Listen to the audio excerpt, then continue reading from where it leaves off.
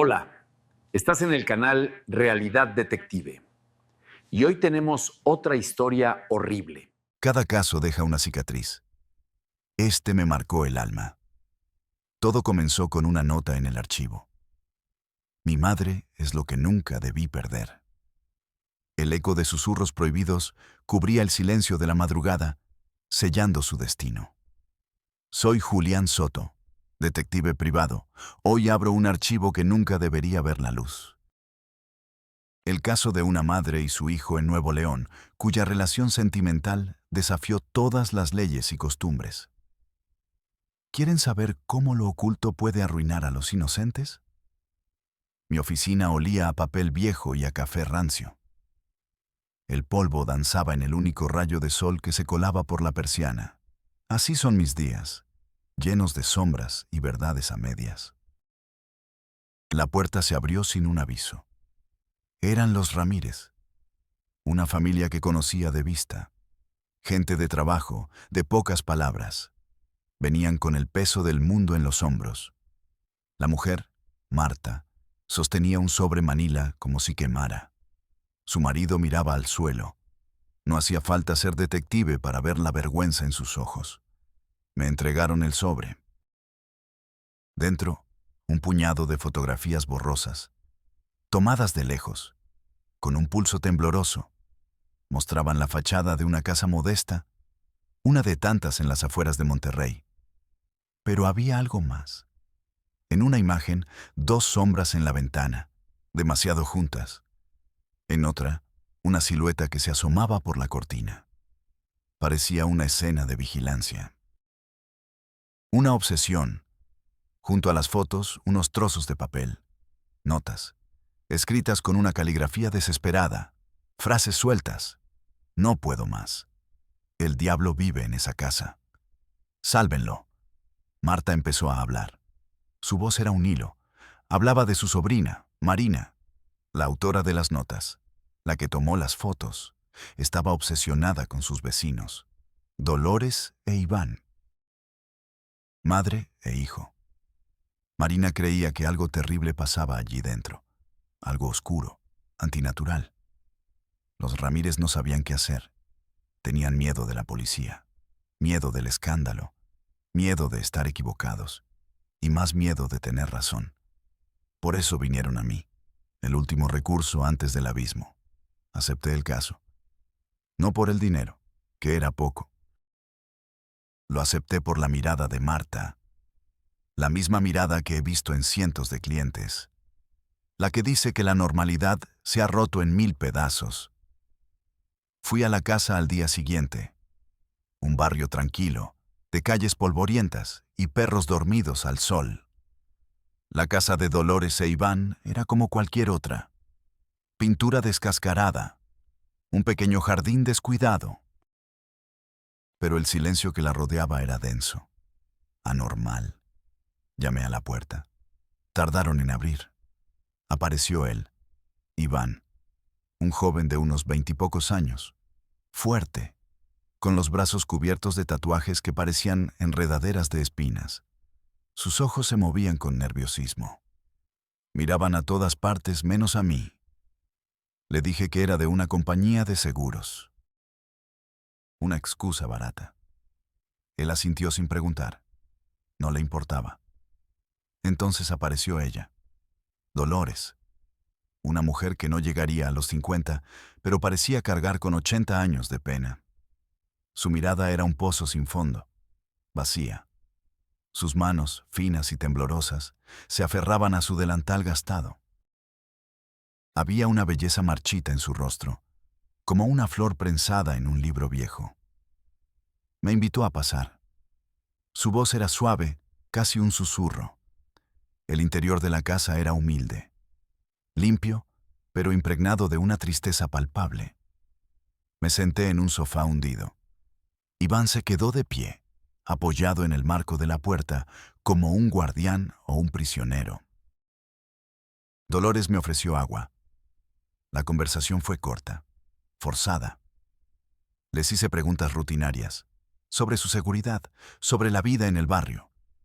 Sus respuestas eran monosílabos, evasivas, Pero observé cómo él no la miraba directamente, pero cada uno de sus músculos estaba tenso, pendiente de ella. Observé cómo ella, al hablar de su difunto marido, bajaba la voz y una sombra cruzaba su rostro. No era solo dolor, era algo más. Culpa, miedo. El aire estaba cargado de lo no dicho. Cada silencio gritaba. Los vecinos confirmaron la primera impresión. Eran una familia extraña, aislada. Desde que el padre murió en un accidente de construcción, Dolores y su hijo se habían encerrado en sí mismos. No hablaban con nadie. Salían solo para lo necesario. Las luces de la casa se encendían a deshoras. A veces se oían voces, discusiones ahogadas en mitad de la noche. Luego, un silencio sepulcral. Volví a mi oficina con más preguntas que respuestas. Las fotos borrosas, las notas crípticas, la tensión en esa sala de estar. Empecé a reconstruir el rompecabezas. Un rompecabezas que nadie quería armar. La primera pieza era la soledad. Una soledad tan profunda que se había convertido en un veneno. El resto de las piezas aún estaban en la oscuridad, esperando. Pero yo sabía, con la certeza que dan los años en este oficio, que lo que encontraría al final no me gustaría en absoluto. El archivo de Dolores e Iván apenas empezaba a escribirse, y ya olía a tragedia. La reconstrucción de una vida secreta empieza por la rutina, el día a día. El barniz de normalidad que lo cubre todo. Para entender la oscuridad de Dolores e Iván, tenía que entender su luz, o lo que quedaba de ella. Me sumergí en sus mañanas, en sus gestos cotidianos. El sol entraba a duras penas por la ventana de la cocina. Dolores se levantaba antes del amanecer, siempre la primera. El café hervía en una olla vieja, llenando la casa de un aroma amargo. Era su único ritual solitario. Unos minutos de paz antes de que el mundo, su pequeño y asfixiante mundo, se despertara. Se sentaba a la mesa con la taza entre las manos, mirando un punto fijo en la pared. ¿En qué pensaba? En el pasado, probablemente. En el hombre que ya no estaba. En el vacío que dejó. Un vacío que, desesperadamente, intentó llenar. Iván se levantaba más tarde. El sonido de sus pasos en el pasillo era la señal. Dolores se tensaba. Su breve momento de calma se rompía. Él entraba en la cocina sin decir buenos días. Cogía una taza. Se servía café. Se sentaba frente a ella. El silencio entre ellos no era cómodo. Era un campo de minas. Un simple roce de miradas podía hacerlo estallar todo. Su amor de hijo era una máscara. Se preocupaba por ella, sí. Arreglaba el grifo que goteaba. Le traía la compra. La protegía del mundo exterior. Pero su protección era una jaula. Sus cuidados, cadenas. Cada gesto de afecto estaba contaminado por el secreto que compartían. Él la amaba, de eso no había duda. Pero su amor era una enfermedad, un ancla que los hundía a ambos. Dolores pasaba horas mirando por la ventana. Veía a las vecinas charlar, a los niños jugar. Una vida normal que a ella le estaba vedada. Sentía una punzada de arrepentimiento. Un deseo de gritar, de confesarlo todo. Pero entonces se giraba y veía a Iván, su hijo, su ancla, su perdición, y el deseo se desvanecía, volvía a ser la guardiana del secreto, porque el miedo a perderlo era más fuerte que la culpa. Iván vivía en un conflicto perpetuo, su cuerpo era un mapa de su tormento. Los tatuajes no eran decoración, eran cicatrices autoimpuestas. Cada línea de tinta era un grito silencioso. Quería escapar, huir de esa casa, de esa vida, de ella. Pero no podía. La lealtad, la culpa y una forma retorcida de amor lo mantenían atado. Buscaba su aprobación, su reconocimiento, el de la mujer que era su madre y, en la oscuridad de la noche, algo más. Algo que no tenía nombre. La casa misma respiraba su secreto.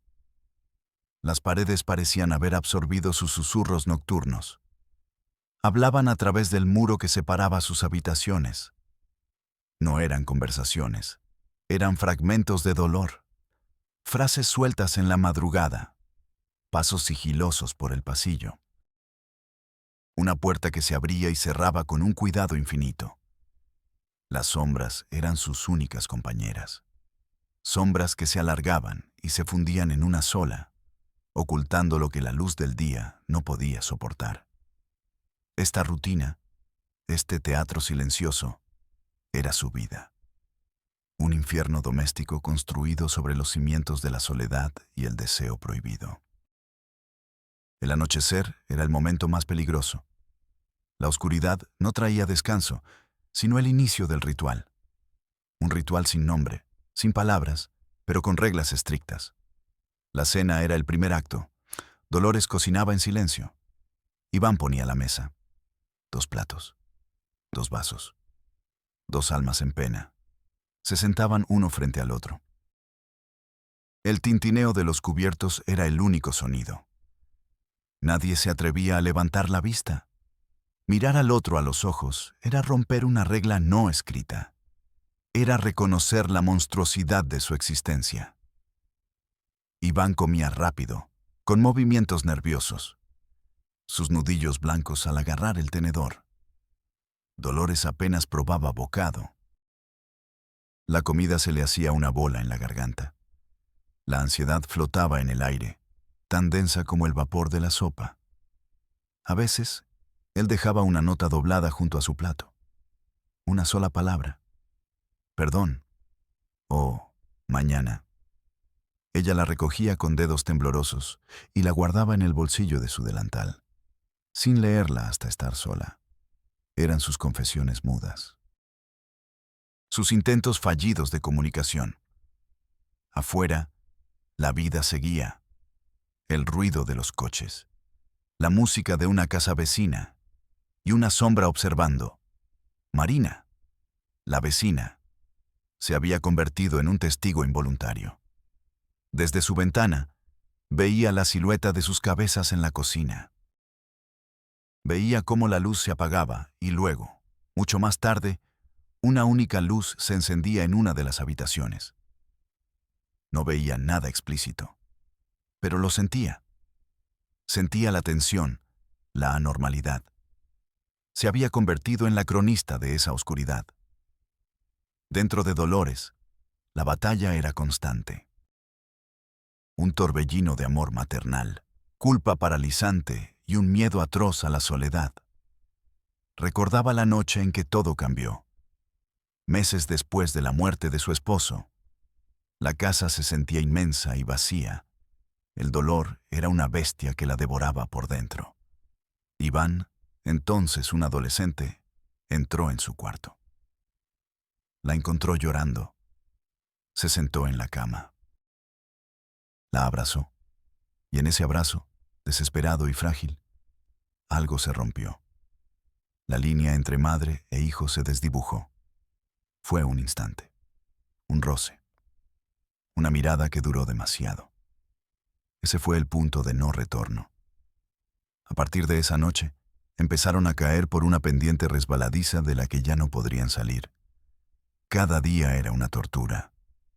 Cada noche, una rendición. Intentó detenerlo, poner distancia, pero la soledad era un enemigo más poderoso, y él era lo único que le quedaba. Marina no podía más. Las noches en vela, los ruidos ahogados, las sombras en la ventana. La sospecha se había convertido en una certeza insoportable. Durante semanas había intentado acercarse a Dolores. Pequeños gestos. Un buenos días en la calle. Ofrecerle un poco del pastel que había horneado. Dolores siempre respondía con una sonrisa triste y evasivas. Mantenía una distancia infranqueable. Pero un día, La coraza de Dolores se agrietó. Marina la encontró en el pequeño mercado del barrio. Dolores parecía más ausente que nunca.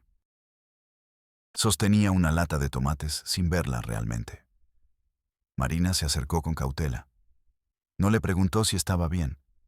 Le preguntó por su pasado, por el pueblo del que venía, por su juventud. Fue la llave correcta. Dolores, por primera vez, empezó a hablar. Habló de su infancia, de sus sueños perdidos, de una pureza que sentía haber manchado para siempre. No confesó nada, pero en sus palabras había una nostalgia tan dolorosa, una alusión tan clara a una falta irreparable, que Marina sintió un escalofrío. Hay cosas que, una vez rotas, no se pueden arreglar, dijo Dolores con la mirada perdida. Manchan todo lo que tocan. Esa frase fue la pieza que me faltaba. La que me entregó Marina cuando vino a mi oficina por segunda vez, más angustiada que nunca. Manchan todo lo que tocan. No era la confesión de un crimen, pero era la admisión de una conciencia culpable. La primera fisura real en el muro de secretos. Marina había dejado de ser una simple espectadora. Ahora era una pieza clave del tablero. Y su siguiente movimiento lo cambiaría todo. La sospecha ya no era suficiente. Necesitábamos una prueba, una verdad que no pudiera ser negada. La confesión estaba cerca. Podía olerla. El catalizador fue un acto de desesperación. Una mañana, Iván no bajó a desayunar. Dolores encontró su cuarto vacío, la cama deshecha. Una pequeña maleta había desaparecido. Se había ido. Iván había intentado romper las cadenas. Había huido en la oscuridad de la madrugada, con la intención de no volver jamás. Quería empezar de cero.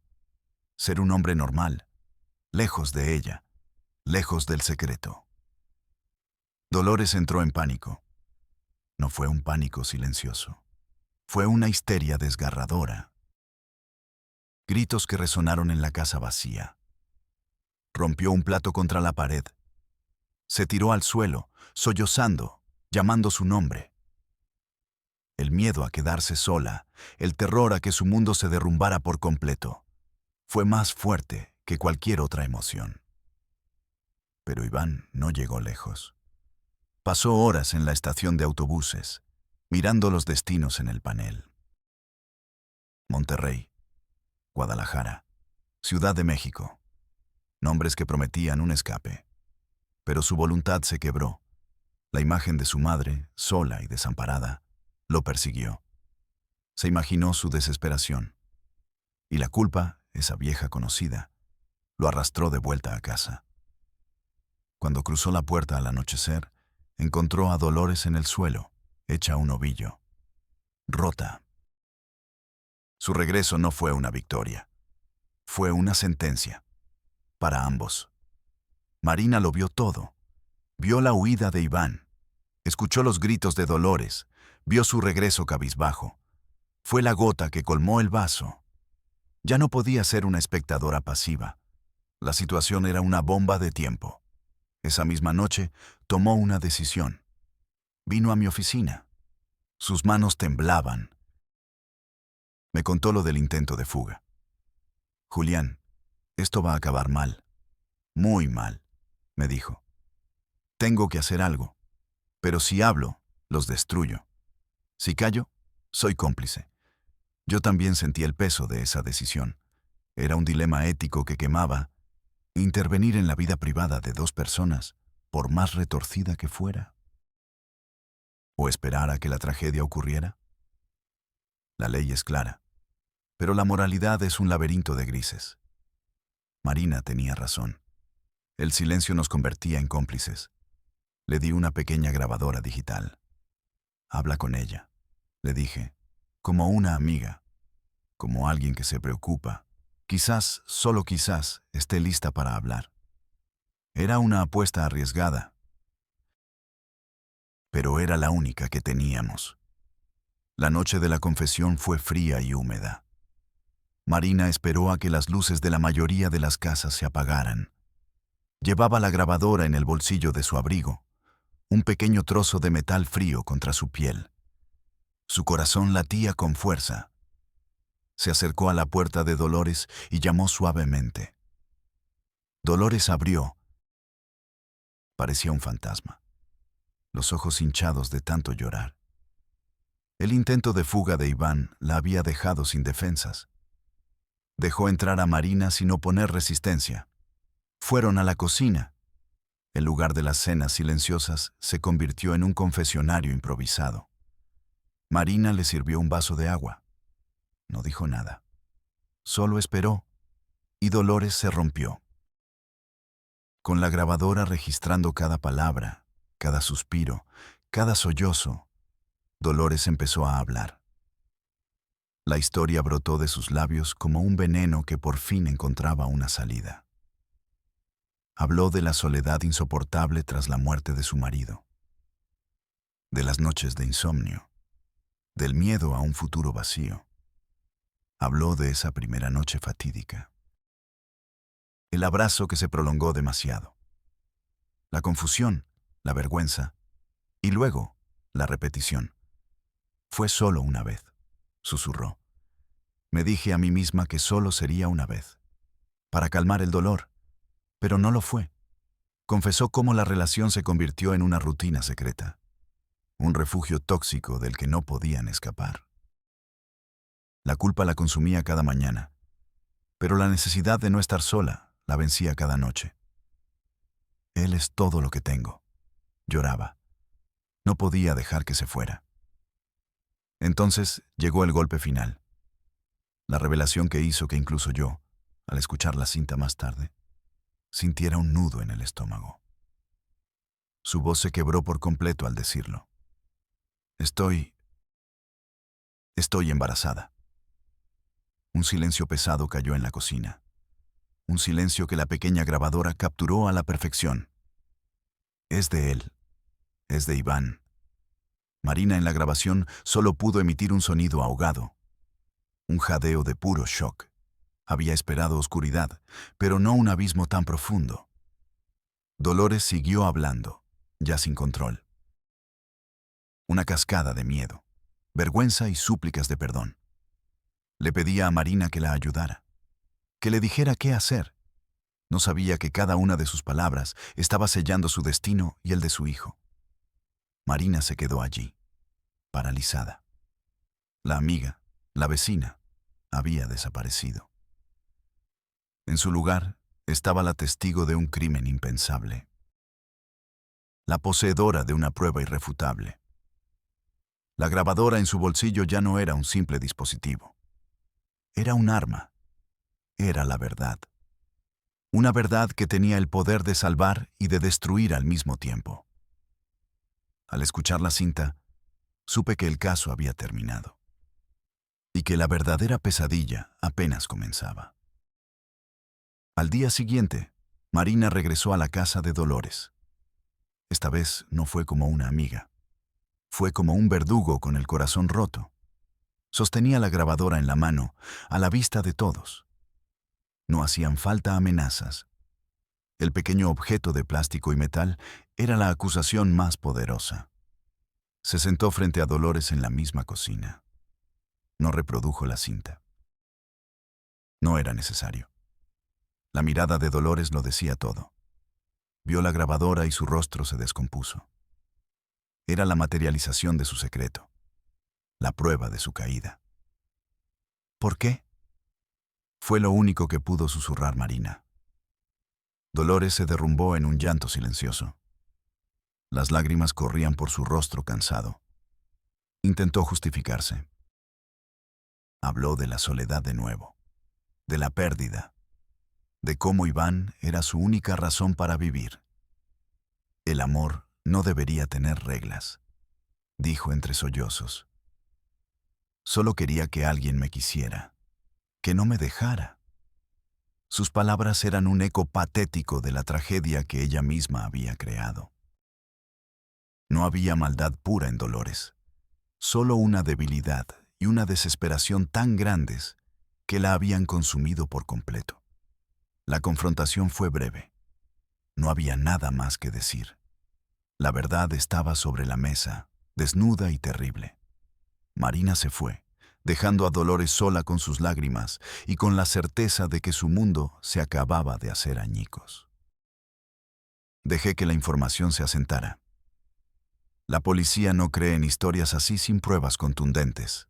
Nadie quiere hablar de eso. Es un tema tabú, algo que se esconde bajo la alfombra. Pero ahora teníamos la prueba. La voz de Dolores, clara y rota, en una cinta digital.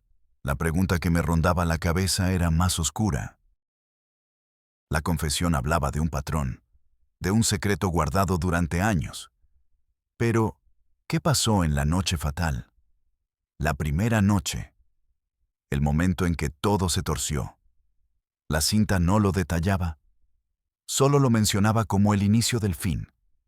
Esa era la pieza que faltaba en la psicología del caso. El origen del monstruo. Para entender el porqué, tuve que sumergirme en la historia de Dolores. Una historia que no estaba en ningún archivo policial, sino en los ecos de su confesión y en los retazos que Marina había conseguido arrancarle. Era una parábola triste sobre la fragilidad humana. Dolores no nació monstruo. Se convirtió en uno. Creció en un entorno de carencias, no solo económicas, sino también afectivas. Se casó joven, buscando escapar de un hogar frío. Su marido, un hombre bueno pero ausente, le dio una estabilidad precaria. La llegada de Iván fue su ancla, su único y verdadero amor. Cuando su esposo murió, esa ancla se soltó y ella quedó a la deriva en un océano de dolor y miseria. La depresión la consumió. Los días eran grises, las noches negras. El mundo se convirtió en un lugar hostil. Fue en esa oscuridad donde su ideología se forjó. No era una filosofía pensada, sino un mecanismo de defensa visceral. El amor no conoce ley. Esta frase, que le susurró a Marina, no era una declaración de libertad, sino la justificación de una prisionera. Una prisionera de su propia soledad. Se convenció a sí misma de que cualquier forma de afecto era válida si la salvaba del vacío. El amor de su hijo, puro y protector al principio, se fue transformando en su mente en algo más, en lo único que le quedaba. Su gran mandamiento, la idea que regía su vida secreta, era: nadie puede robarme lo que es mío. Iván no era solo su hijo, era su propiedad, su última posesión en un mundo que le había quitado todo. Lo veía no como una persona con su propia vida, sino como una extensión de sí misma. Perderlo, ya fuera por otra mujer o por su deseo de independencia, era inaceptable. Era una aniquilación. Esta lógica retorcida, nacida de la trauma y el miedo, fue la que le permitió cruzar todas las líneas rojas. No veía el incesto como un tabú, sino como la máxima expresión de posesión, la forma definitiva de asegurarse de que él nunca la abandonaría. Con la confesión en la mano, intenté sondear el entorno, la familia, los pocos parientes que les quedaban. Me encontré con un muro de negación y hostilidad. Cuando contacté a un primo de Dolores, su reacción fue violenta. Me acusó de querer difamar a la familia, de inventar historias para sacarles dinero. «Dejen en paz a la pobre viuda», me gritó por teléfono antes de colgar. La hermana de Dolores fue aún peor. Me amenazó. Dijo que conocía gente, que si seguía husmeando, lo lamentaría. Negaron la posibilidad de que algo así pudiera ocurrir en su familia. Era más fácil pintar a Marina como una vecina entrometida y a mí como un buitre carroñero. La verdad era demasiado fea para ser aceptada. Preferían el consuelo de la mentira. Iván, por su parte, se encerró en un silencio absoluto. Cuando las autoridades, finalmente alertadas, intentaron interrogarlo, no dijo una sola palabra. Se sentó con la mirada perdida, negándose a cooperar. Su silencio era su última defensa. Proteger a su madre, incluso si eso significaba hundirse con ella. Su lealtad era tan inquebrantable como trágica. La comunidad, esa pequeña red de casas y vidas entrelazadas, también levantó su propio muro. El rumor se extendió como la pólvora, pero nadie quería hablar abiertamente. Se cuchicheaba en las tiendas, se señalaba la casa desde lejos. Pero a la hora de dar un testimonio, de confirmar las sospechas que muchos habían tenido durante años, todos daban un paso atrás. El miedo al escándalo, el miedo a involucrarse, el miedo a juzgar al vecino. Esa pared de silencio social es el mejor aliado de los secretos oscuros. Protege al culpable y aísla a la víctima, hasta que a veces, como en este caso, víctima y culpable son la misma persona. Con la cinta y el testimonio de Marina, fuimos a la fiscalía. Yo ya sabía lo que nos esperaba. Lo he visto demasiadas veces. La burocracia es una bestia perezosa y desinteresada. Nos recibió un funcionario de mirada cansada, en una oficina que olía a derrota. Le expuse el caso. Le hablé de las sospechas, de la confesión, del embarazo. El hombre escuchaba sin cambiar de expresión. Hollábamos los papeles sin interés. Cuando terminé, se recostó en su silla y suspiró. «Mire, detective», dijo con tono condescendiente. Historias como esta oímos todos los días. Sin más pruebas, esto es la palabra de una vecina contra la de una familia. Puse la grabadora sobre su escritorio. Esto no es una palabra, es una confesión. El fiscal ni la tocó. ¿Y cómo sé que no está manipulada? ¿O que no fue obtenida bajo coacción? Su indiferencia era un insulto. Una bofetada a la verdad que teníamos delante. Entonces mencioné el apellido de Dolores. El fiscal levantó una ceja, un atisbo de interés. ¿Esa familia?, preguntó. Hizo una pausa. Tienen algunos contactos. Esto podría ser complicado. La palabra soborno no se dijo, pero flotó en el aire viciado de la oficina. Mi paciencia se agotó. Sentí la rabia subir por mi garganta. Golpeé su escritorio con la palma de la mano. El hombre se sobresaltó. «Hay una vida en juego, varias vidas, y usted me habla de complicaciones», le espeté. Me miró con una mezcla de miedo y fastidio. «Cálmese, detective. Deje los papeles. Ya veremos qué se puede hacer». Sabía lo que eso significaba. El archivo se perdería en una pila de casos sin resolver.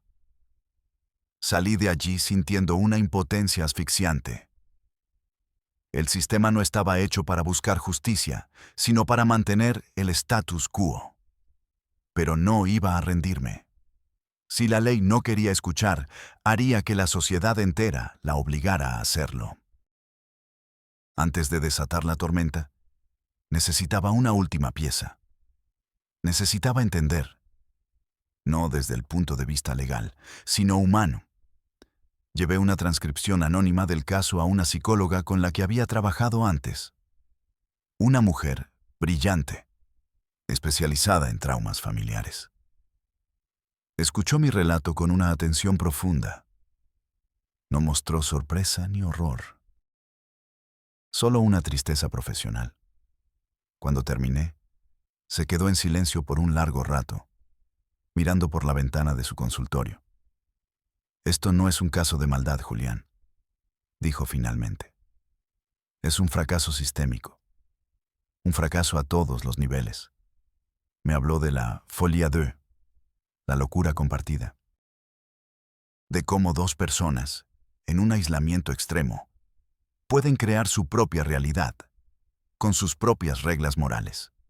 Me explicó cómo la pérdida, la pobreza y la falta de una red de apoyo pueden erosionar la psique de una persona hasta dejarla en un estado de vulnerabilidad absoluta. La madre no vio a su hijo como un hombre, explicó. Lo vio como un salvavidas, y se aferró a él con tanta fuerza que los ahogó a los dos. Hablamos de las tradiciones, de la presión social en comunidades pequeñas, de cómo la figura de la madre es sagrada e intocable, lo que hace aún más difícil denunciar o incluso concebir una transgresión de esta naturaleza. El juicio de la sociedad, paradójicamente, es lo que muchas veces perpetúa el secreto. Todos son víctimas aquí, concluyó. La madre de su propia historia y su soledad. El hijo de un amor que se convirtió en una prisión. Y la sociedad de su propia ceguera y su negativa a enfrentar las partes más oscuras de la naturaleza humana. Salí de su consulta con una extraña sensación de claridad. No era una excusa para lo que habían hecho. Era una explicación. Y reforzó mi convicción. Este caso no podía quedarse en un cajón. Tenía que salir a la luz. No solo para castigar a los culpables, sino para obligar a todos a mirar lo que sucede cuando el sistema, la comunidad y la moralidad fallan estrepitosamente. El sistema nos había cerrado la puerta, así que la derribamos. Contacté a un periodista de la vieja escuela. Uno de los pocos que aún creían que su trabajo era sacar la verdad a la luz, costara lo que costara. Le entregué el archivo completo. La cinta, el testimonio de Marina, mi investigación. Le pedí que protegiera sus fuentes. Una semana después, la historia explotó. Apareció en la primera plana de un periódico de circulación nacional. El secreto de Nuevo León. Ted, madre e hijo, atrapados en una red de incesto y mentiras. El titular era una bomba. El artículo era demoledor, detallado, implacable. El escándalo fue mayúsculo. La historia corrió por las redes sociales, por los noticieros de televisión, por las radios. De repente, el caso que ningún fiscal quería tocar estaba en boca de todo el país. La presión pública fue tan inmensa que las autoridades no tuvieron más remedio que actuar. La detención fue un circo mediático. Cámaras y reporteros rodeaban la pequeña casa mientras la policía se llevaba a Dolores y a Iván. Ella, con el rostro cubierto, temblando. Él, con la mirada desafiante, protegiéndola hasta el final. El juicio fue rápido. La grabación de la confesión fue la prueba reina, irrefutable. Los abogados defensores intentaron argumentar trauma, enfermedad mental. Pero la evidencia del embarazo y los años de ocultamiento pesaron más. Iván, en un último acto de lealtad, asumió gran parte de la culpa, intentando exculpar a su madre. Dijo que él la había manipulado. Nadie le creyó. Ambos fueron declarados culpables, recibieron sentencias de prisión. En la sala del tribunal, al escuchar el veredicto, vi sus rostros. No había alivio, no había ira, solo un vacío infinito. El fin de su mundo. Iván lloró por primera vez, un llanto silencioso, amargo. Dolores simplemente cerró los ojos, como si deseara desaparecer. La justicia se había cumplido, pero no se sentía como una victoria. Los años pasaron. Las ruinas de esa familia son un recordatorio constante del precio de los secretos. La casa fue vendida. Los nuevos dueños pintaron la fachada de un color alegre, como si quisieran borrar la memoria de la tragedia. Pero las sombras, sé que siguen ahí. Dolores cumplió su sentencia. Salió de la cárcel siendo una mujer anciana y rota. Volvió a su pueblo natal, Un lugar donde su nombre es una mancha imborrable. Vive sola, aislada. La soledad que tanto temía se convirtió en su compañera perpetua.